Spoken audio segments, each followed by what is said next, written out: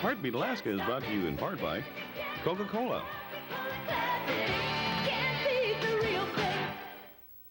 By the generous support of the Alaska Native Health Board. Heartbeat Alaska is also brought to you in part by the Public Information Office of the North Slope Borough.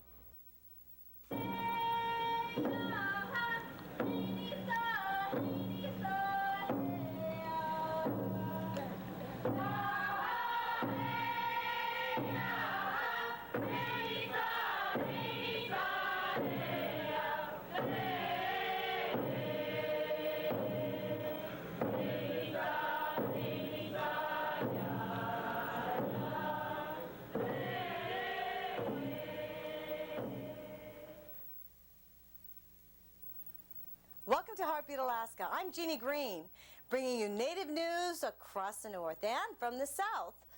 We'd like to welcome once again our viewers in Arizona from the Navajo Nation over Navajo Nation TV5 out of Window Rock, Arizona. Welcome aboard. It's great to have you with us. I'd also like to say a special hello to all the elders that are viewing, especially those in the Pioneer Home here in Anchorage. Thanks for watching. We're glad you're watching. And speaking of elders, wouldn't this be a good week to call someone that you know that's in one of the Pioneer Homes or one of the senior centers around the state? I was reminded today that we do have viewers there, and we really appreciate them very much. On today's Heartbeat Alaska, we have the North Slope Borough News. We missed it last week. Well, here it is. They're talking about an elders conference that's happening this past week, but still it's news to us. The Alaska Native Health Board interview is with us once again. We traveled down to Seward with 50 students from 15 villages from the Lower Kuskokwim School District. Kenny Blatchford has that video, all that, plus much more. But first, here is Gary Fife with National Native News.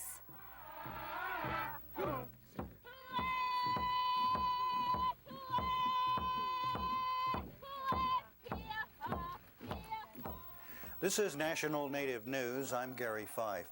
A tribal court in Alaska has ruled that a group of Tlingit tribal artifacts should be returned to the village of Klukwan where they were created. The artifacts, worth millions of dollars, have been the subject of controversy for almost 10 years when a persistent Seattle art dealer tried to buy them from members of the Whale House. An Associated Press report out of South Dakota says Bureau of Indian Affairs police brutalize suspects and usually get away with it. A 6-month investigation by AP says BIA police routinely use force when arresting suspects and are rarely disciplined for assaulting them. It also adds some officers readily admitted to kicking and hitting suspects. The report covered 17 cases of alleged brutality on 6 reservations from April 1990 to March 1993. People said they were choked, sprayed with mace, kicked in the groin, hit in the head, and had arms and legs broken. The AP says in none of those cases was a BIA officer punished. BIA officials replied to the report saying some use of force is inevitable. Federal court arguments are finished in a Venati sovereignty case. Judge H. Russell Holland says he won't rule before hearing a separate case involving whether the native village of Copper Center has taxation powers over a segment of the Trans-Alaska Pipeline. That case is due to be argued in January. Tribal governments who operate gambling ventures have been arguing with the attorneys for the states of New Mexico, Kansas, and Oklahoma. They're in the 10th U.S. Circuit Court of Appeals over whether or not states have a say in tribal gaming operations. Tribes are required by the Indian Gaming Regulatory Act to sign a compact of agreement with state governments allowing casinos to operate within a state's borders.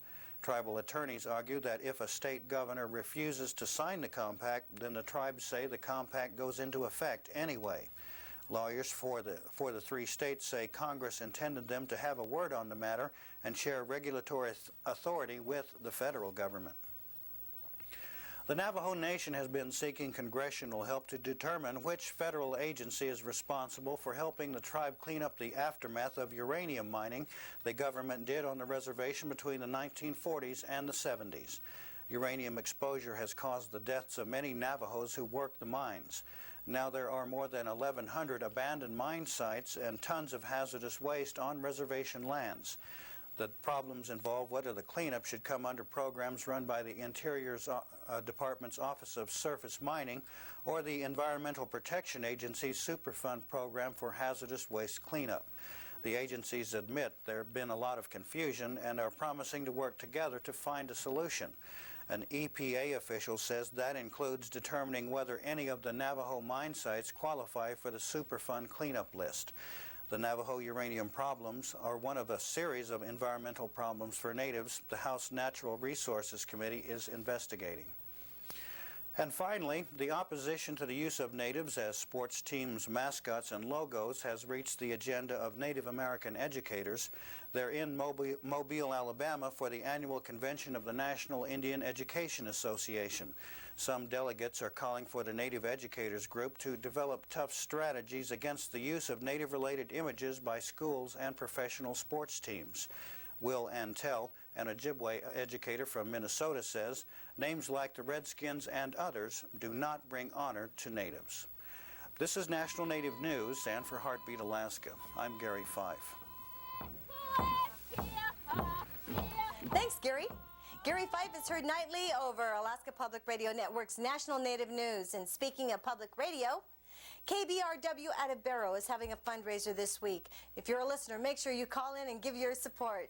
We'll be back with more Native news from across the North right after these messages. Hi, I'm Mike Demientieff, and I watch Heartbeat Alaska every week, and it's a good show. Keep it up. And I'm his wife, Daisy Demientieff, and I watch with him. We like the show. Keep the good work up.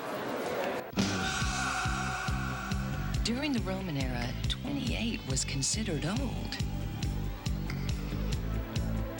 In the 1800s, 60 was over the hill.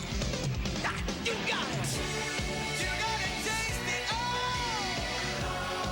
Oh, the taste of Diet Coke! You gotta taste it all! Yeah, the taste of Diet Coke! You got it! Many times our Alaska Native culture is lost through alcohol and drug abuse. At Aquila House, we can help you regain your life as well as your heritage too. We use a holistic treatment approach for physical, mental, and spiritual values to come back to you. Kunaschish. If you need long-term treatment for alcohol and drug addiction, the Aquila House can help you. We are a 53-bed therapeutic community and have recently added a Native services, so call us, Kiana.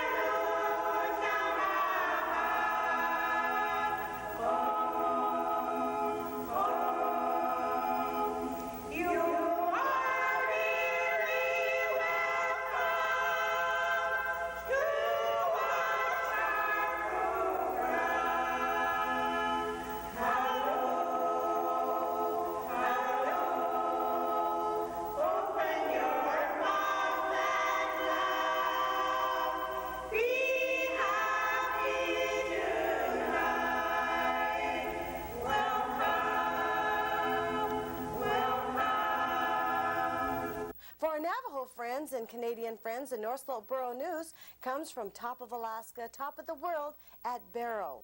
Governor Hickel visited there recently. Tina Corwin has the story.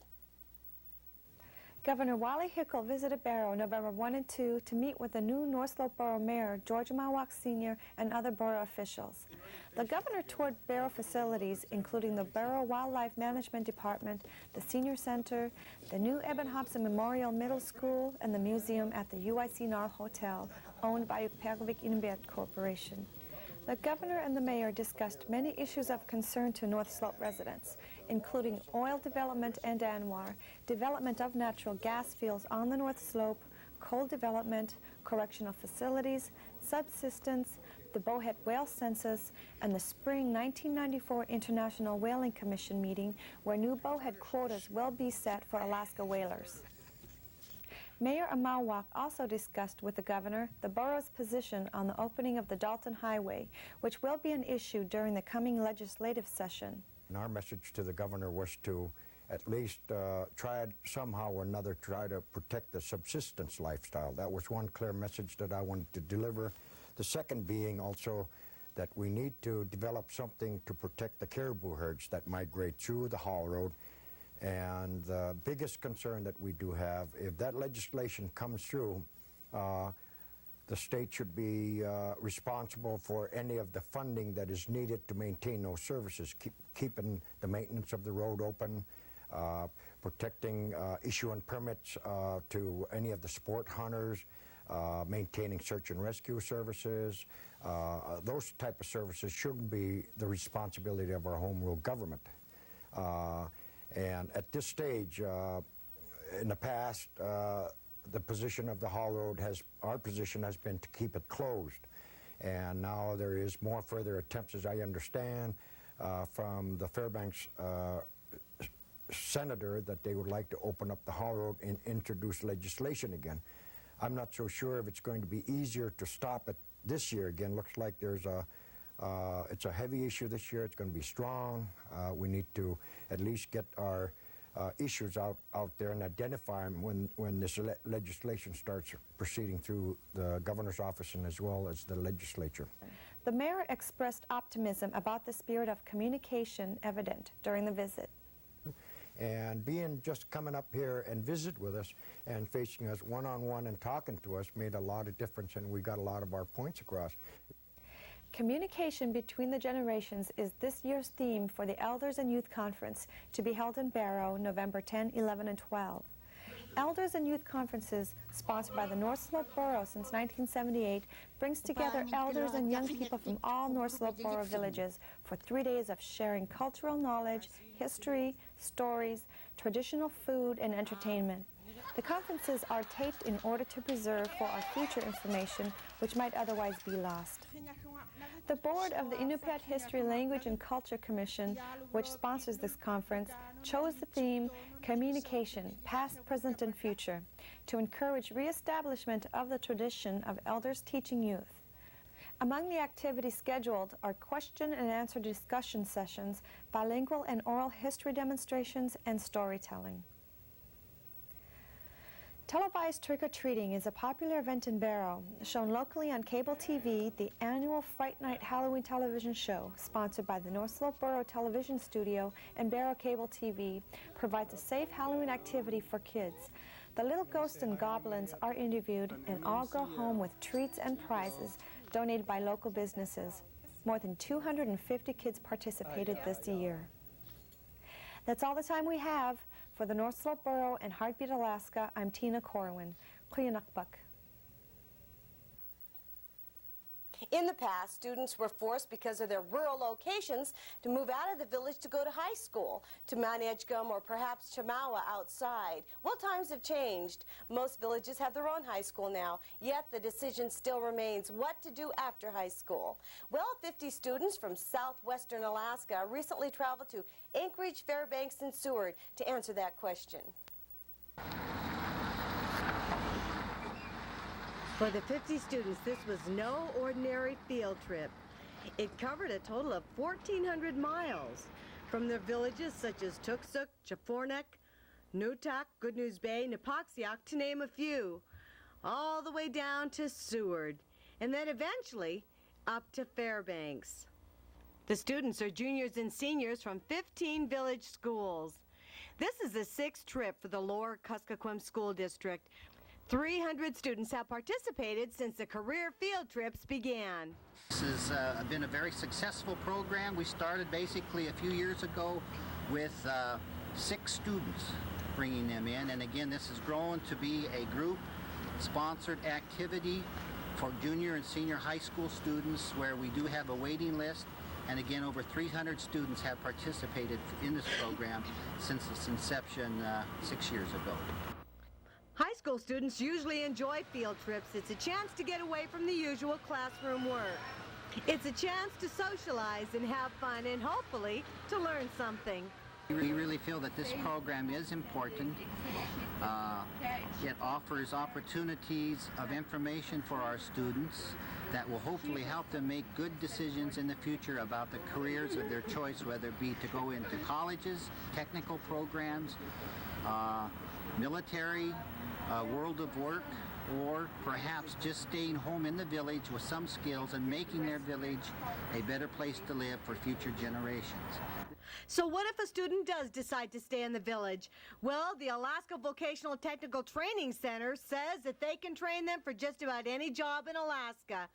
Last year, 1,800 Alaskans attended the training programs, which last anywhere from 1 week to 14 months, depending upon the occupation.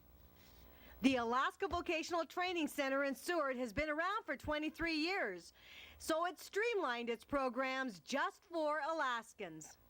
For these students who are close to graduation, going to college is one option. Another option is learning a skill, such as food service. For these students, one of the benefits is trying out the results. AvTech also offers courses in mechanics, forestry, fisheries, maritime classes, and also office occupations. Still, for most students, any post-secondary education, such as college or training, is usually a long way from home. Yet, as many from the outer villages have discovered, they are not alone. Seward is the home base of Katuchek Tribal Council, a diverse group of natives who, like the AvTech trainees, come from all over the state. From what I understand, the Seward area was crossroads, a trading area of the native people from the Kenai area, Denai Indians, and the Prince William Sound Indians, Aleuts, Alutics. A friend, one of the native elders in the village of Port Graham, told me one time that when he was a child, his grandfather told him that they used to travel to Seward in Badarki.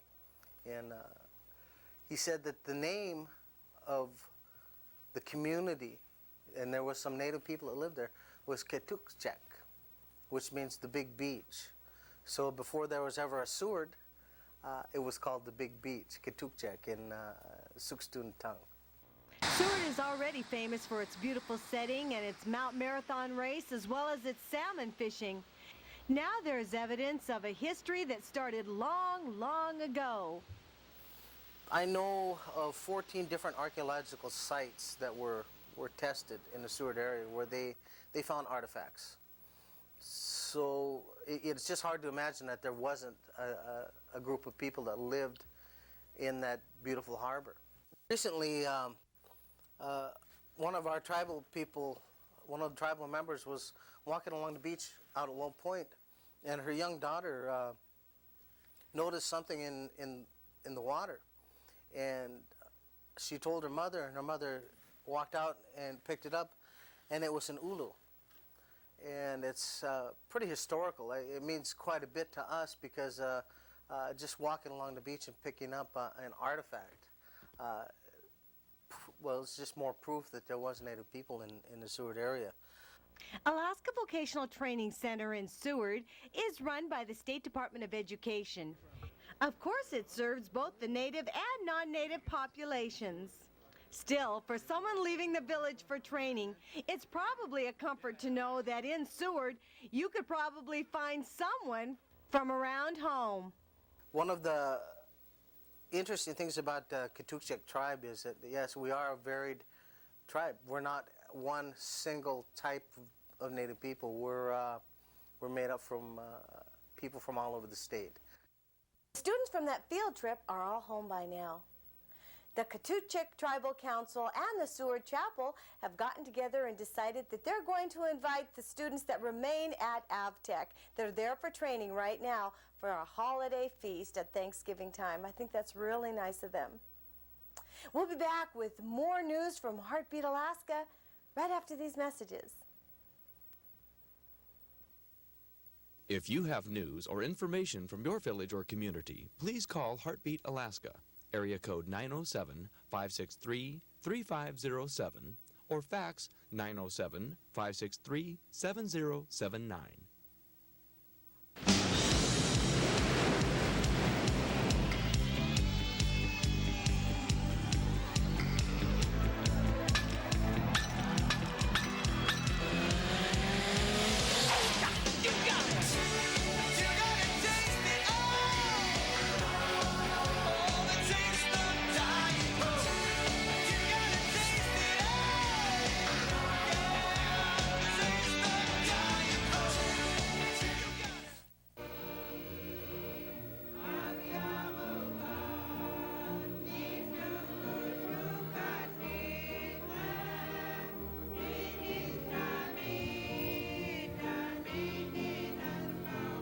Whoa!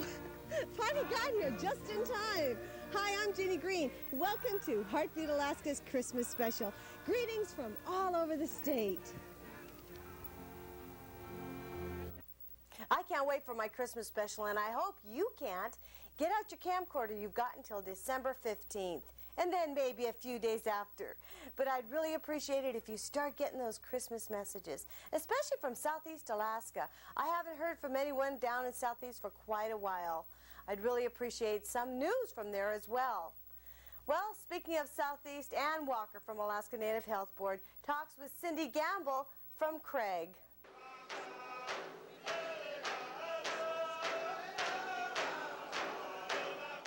Today we're talking with Cindy Gambell, who's a health educator for Southeast Alaska Regional Health Corporation Search. She's based in Craig. Cindy is one of several people in Alaska who has been trained in the Planned Approach to Community Health, or PATCH program. Cindy, when we talk about health and health education, usually we look at it from an individual basis, but you're looking at it from a community health perspective.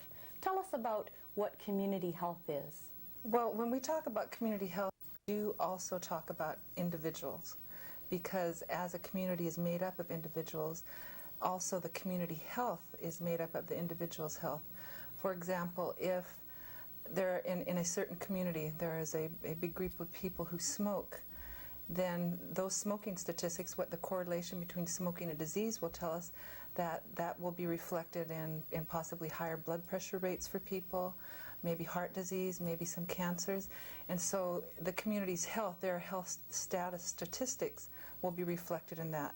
Also, if we look at health as being complete physical, emotional, mental, and spiritual well-being, when we look at what impacts a person's health, that can also be part of community health. So we're looking at water, sewer, what the store has in stock for people to buy. Is it a lot of high-fat foods, or do they have lots of fresh fruit and vegetables? How do the people, are they buying a lot of food from the store? Are they relying on a lot of our subsistence foods?